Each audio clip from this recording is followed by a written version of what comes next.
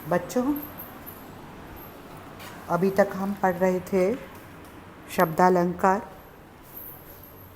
और शब्दालंकार वहाँ होते हैं जहाँ शब्दों के द्वारा चमत्कार उत्पन्न होता है। अब आते हैं अर्थालंकार। अर्थालंकार में अर्थ के द्वारा चमत्कार उत्पन्न होता है। अर्थगत चमत्कार होने पर अर्थालंकार कहलाता है। अर्थालंकार के निम्नलिखित भेद हैं। पहला है उपमालंकार। उपमालंकार जब किसी व्यक्ति या वस्तु की तुलना किसी अन्य व्यक्ति या वस्तु से उसके रूप, गुण आदि की समानता के आधार पर की जाती है तो वहाँ पर उपमालंकार है। ठीक है, इसको अच्छी तरह समझ लीजिए। कैसे होता है कि जब किसी व्यक्ति या वस्तु की तुलना किसी अन्य व्यक्ति या वस्तु से उसकी रूप या उसके किसी गुण की समानता होने के कारण उससे कर दी जाती है तो वहाँ पर उपमालंकार है। जैसे हम कहें, सीता का मुख कमल के समान सुंदर है, तो सीता का मुख की तुलना कमल से की गई है। उसके रूप की तुलना कमल के रूप से की गई है कि जैसे एक सीता का मुख सुंदर है वैसा ही कमल भी सुंदर है। तो यहाँ पर हो गया उपमालंकार। उपमा अर्थात तुलना। किसी व्यक्ति या वस्तु की किसी प्रसिद्ध व्यक्ति या वस्तु से उसकी हम जब तुलना करते हैं तो वहाँ पर उपमालंकार हो जाता है। उदाहरण के द्वारा हम इसे अच्छे से समझ सकते हैं। हरिपद कोमल कमल से। हरिपद भगवान श्री कृष्ण के चरण, कमल के से माने समान, कोमल हैं। भगवान श्री कृष्ण के चरण कमल के समान कोमल हैं। तो भगवान कृष्ण के चरणों की तुलना कमल से की गई है। क्यों की गई है? क्योंकि कोमलता एक ऐसा गुण है जो प्रभु के चरणों में भी है और कमल में भी है। तो ये कोमलता का गुण दोनों में पाया जाता है, तो इसलिए यहाँ पर उपमालंकार है, क्योंकि प्रभु के चरण की तुलना कमल से की गई है कोमलता के गुण के कारण। तो यहाँ चरण की कमल से तुलना होने के कारण उपमा अलंकार है। समझ आ गया ये? अब आता है उपमा के अंग। उपमा के 4 अंग हैं। पहला है उपमेय। उपमेय जिसकी उपमा की जाती है। उपमा अर्थात तुलना। उपमा तुलना जिसकी तुलना की जाती है उसे हम उपमेय कहते हैं। बहुत ध्यान रखने वाले हैं ये उपमा के 4 अंग। आगे के सारे अलंकार इन्हीं पर निर्भर करते हैं। तो जिसकी तुलना की जाती है उसे हम उपमेय कहते हैं। उपर्युक्त उदाहरण में हरिपद उपमेय हैं। हरिपद की तुलना की गई है। प्रभु के चरण कमल के समान कोमल हैं। प्रभु के चरणों की तुलना की गई है, तो ये हो गए हरिपद उपमेय। तो हरिपद हैं हमारे उपमेय। अब नंबर 2 उपमान। जिससे उपमा या तुलना की जाती है उसे हम उपमान कहते हैं। उपर्युक्त उदाहरण में कमल उपमान है। कमल से तुलना की गई है तो कमल उपमान है। साधारण धर्म जिस धर्म के लिए उपमा की जाती है, जिस गुण के लिए, जिस धर्म के लिए दो चीज़ों में आपस में तुलना की जाती है, उन्हें हम साधारण धर्म कहते हैं। उपर्युक्त उदाहरण में कोमल साधारण धर्म है। कोमलता का गुण दोनों में पाया जाता है, इसलिए जो ये कोमल है ये साधारण धर्म है। अब आया वाचक शब्द। जिस शब्द के द्वारा उपमा या तुलना की जाती है उसे हम वाचक शब्द कहते हैं। ऊपर लिखे हुए उदाहरण में से शब्द वाचक शब्द है। से माने समान, कि प्रभु के चरण कमल के समान कोमल हैं। तो हरिपद उपमेय, कमल उपमान, कोमल साधारण धर्म और से वाचक शब्द। इस प्रकार हमारा ये उदाहरण इसमें पूरे उपमा के चारों अंग पूर्ण रूप से उपस्थित हैं। अब आता है उपमा के भेद। उपमा के मुख्य रूप से दो भेद हैं। पहला है पूर्णोपमा और दूसरा है लुप्तोपमा। पूर्णोपमा, जहाँ उपमेय, उपमान, साधारण धर्म और वाचक शब्द ये चारों अंग प्रकट हों या पूर्ण रूप से उपस्थित हों, वहाँ पूर्णोपमा मानी जाती है। ध्यान रहे कि उपमा के जो चारों अंग हैं, उपमेय, उपमान, साधारण धर्म और वाचक शब्द, चारों ही पूर्ण रूप से उपस्थित रहने चाहिए। कहीं भी कोई भी अंग छूटना नहीं चाहिए। यदि चारों उपस्थित हैं तो उसे हम कहेंगे पूर्णोपमा। उदाहरण, पीपर पात सरिस मन डोला। पीपल के पत्ते के सरिस माने समान, मन डोलता है, चंचल है। जैसे पीपल का पत्ता हर समय हिलता रहता है, ऐसे ही हमारा मन भी चंचल है, वह इधर उधर भागता रहता है। तो इस उदाहरण में क्या है? मन उपमेय है। मन की तुलना पीपल के पत्ते से की गई है, तो मन उपमेय है, पीपर पात उपमान है और सरिस वाचक शब्द है, सरिस के समान, और डोला साधारण धर्म है। तो पीपल के पत्ते के समान मन डोलता रहता है। तो उपमा के चारों अंग यहाँ पर पूर्ण रूप से उपस्थित हैं, विद्यमान है, इसलिए यहाँ पर पूर्णोपमा है। अब हरिपद कोमल कमल से में भी जो उपमा के चारों अंग उपस्थित हैं, हरिपद उपमेय, कमल उपमान, कोमल साधारण धर्म, से वाचक शब्द, चारों अंग पूर्ण रूप से उपस्थित हैं, विद्यमान हैं, तो यहाँ भी पूर्णोपमा है। अब आता है लुप्त उपमा। जहाँ उपमा का कोई अंग लुप्त होता है वहाँ लुप्त उपमा है। यानी उपमा के जहाँ चारों अंग पूर्ण रूप से उपस्थित नहीं होते बल्कि कोई भी अंग छिपा होता है तो उसे हम लुप्त उपमा कहते हैं। जैसे कमल सा सुंदर। अब कमल सा सुंदर क्या है? ये तो हमें नहीं पता कि कमल सा सुंदर क्या है। तो हमारा जो यहाँ पर उपमेय है वह लुप्त है।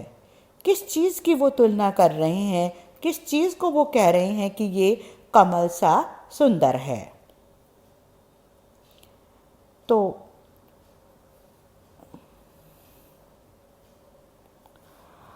अब उपमेय लुप्त होने के कारण यहाँ पर लुप्त उपमा है। हो गया क्लियर? पूर्ण उपमा में उपमा के चारों अंग उपस्थित होते हैं और लुप्त उपमा में उपमा का कोई अंग लुप्त होता है, छिपा रहता है। यही इन दोनों में अंतर है और इसी से ही इनका पता चलता है। अब आता है रूपक अलंकार। जहाँ उपमेय में उपमान का निषेध रहित आरोप किया जाता है वहाँ रूपक अलंकार है। यानी उपमेय में उपमान का निषेध रहित या भेद रहित आरोप कर दिया जाता है तो वहाँ पर रूपक अलंकार होता है। जैसे अंबर पनघट में डुबो रही, तारा घट उषा नागरी। यहाँ पर क्या है?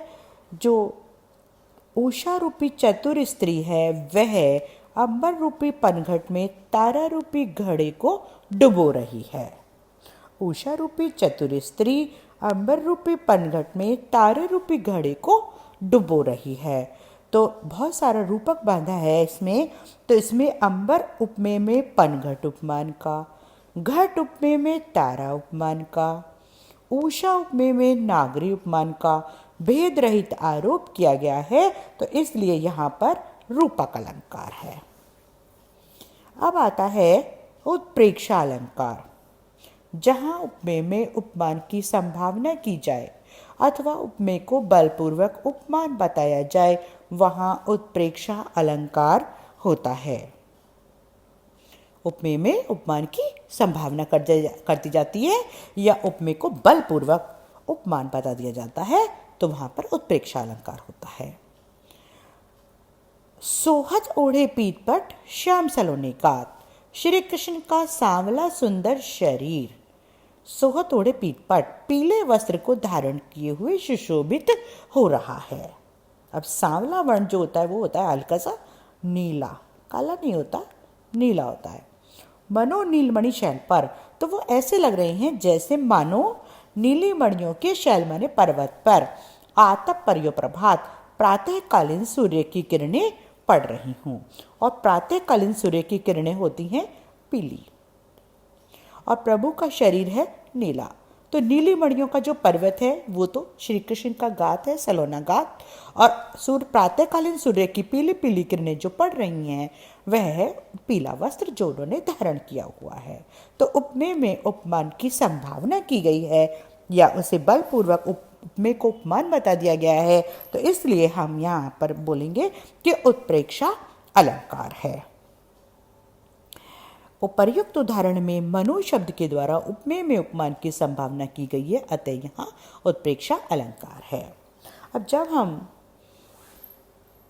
किसी भी पद्य, गद्य या दोहे की व्याख्या करेंगे तो हम अंत में उसमें लिखते हैं काव्य सौंदर्य।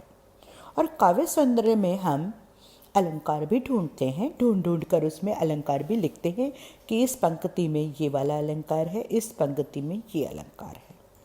उत्प्रेक्षा अलंकार को पहचानना बहुत आसान है। उत्प्रेक्षा अलंकार में की कुछ पहचान है। मनु, मानो, जनु, जानो,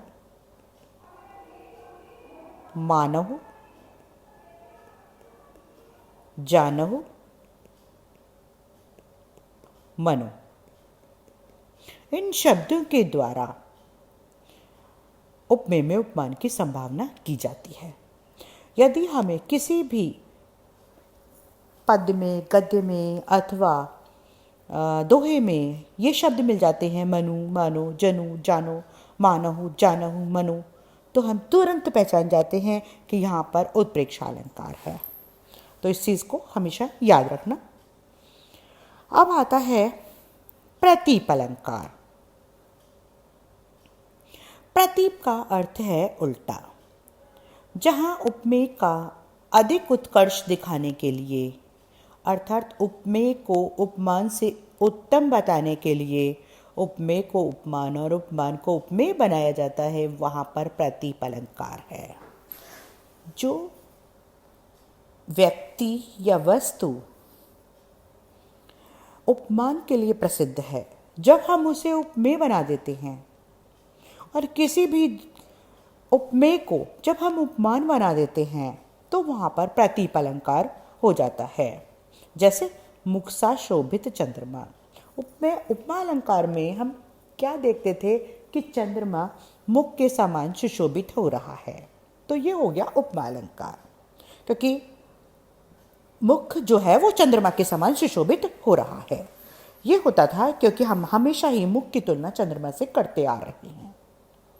ये पुरानी तुलना है, पुरानी उपमा है। लेकिन यहाँ क्या है, मुख सा शोभित चंद्रमा, चंद्रमा मुख के समान सुशोभित हो रहा है। तो यहाँ चंद्रमा उपमेय है और मुख उपमान है।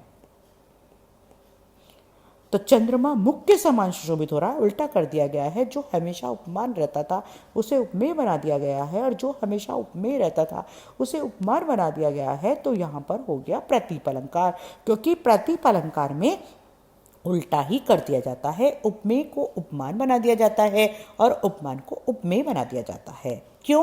क्योंकि हम उपमेय को उपमान से श्रेष्ठ दिखाना चाहते हैं।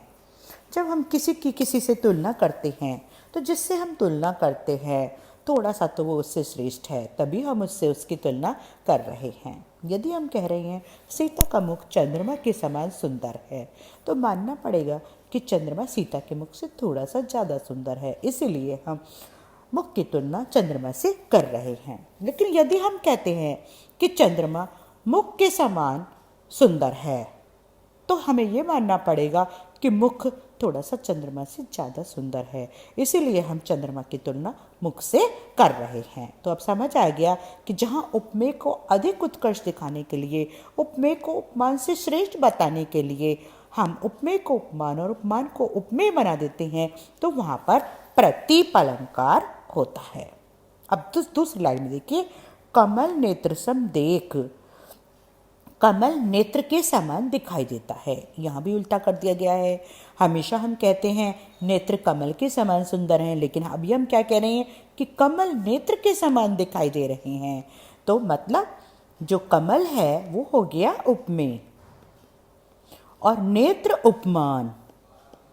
तो अब हमें मानना पड़ेगा कि नेत्र कमल से थोड़े से ज़्यादा सुंदर हैं, इसीलिए नेत्र को उपमान बनाया गया है और कमल को उपमेय बनाया गया है। तो उपमेय को उपमान से थोड़ा श्रेष्ठ दिखाने के लिए उपमेय को उपमान और उपमान को उपमेय बना दिया जाता है, तो वहाँ पर प्रतीप अलंकार होता है। देखिए कैसे लिखेंगे इसको। उपर्युक्त उदाहरण में मुख उपमान है, चंद्रमा उपमेय, कमल उपमेय है और नेत्र उपमान होने के कारण प्रतीप अलंकार है। तो इस प्रकार से ये हमारे आज हो गए अर्थालंकार में। आज हमने देखा कि उपमा अलंकार और उपमा के अंग, जो कि बहुत ध्यान से आपको अच्छे से समझने हैं, और फिर उपमा के भेद, उसके बाद रूपक अलंकार और उत्प्रेक्षा अलंकार और साथ ही प्रतीप अलंकार। इन सब को आज हमने समझा। अब कल हम आपको कराएंगे भ्रांतिमान अलंकार।